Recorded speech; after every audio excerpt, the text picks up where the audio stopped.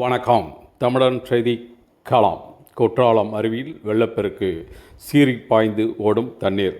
தென்காசி மாவட்டம் குற்றாலம் அருவியில் மேற்கு தொடர்ச்சி மலையில் ஏற்பட்டுள்ள கன மழையின் காரணமாக பழைய குற்றாலம் அருவியில் வெள்ளப்பெருக்கு ஏற்பட்டு தண்ணீர் சீறி பாய்ந்து ஓடி வருகிறது.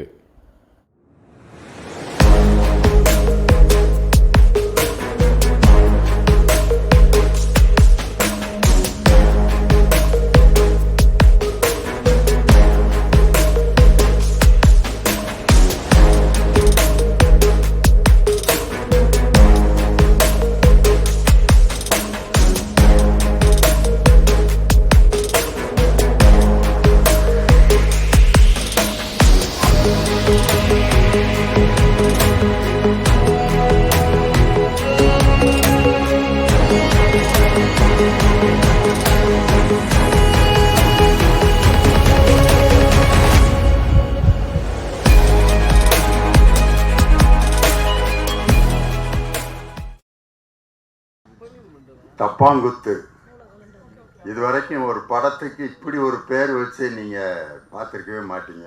தெருக்கூத்து கலைஞர்களுடைய வாழ்க்கையில் ஏற்பட்ட சம்பவத்தை அடிப்படையாக வச்சு ஒரு 15 நாட்டுப்புற பாடல்களையும் அதில் அறிமுகப்படுத்தி ரொம்ப அற்புதமான ஒரு வேலையை இதில் செஞ்சுருக்காங்க.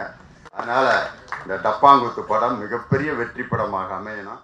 நவம்பர் 29 முதல் உங்கள் அபிமான திரையரங்குகளில் டப்பாங்குத்து.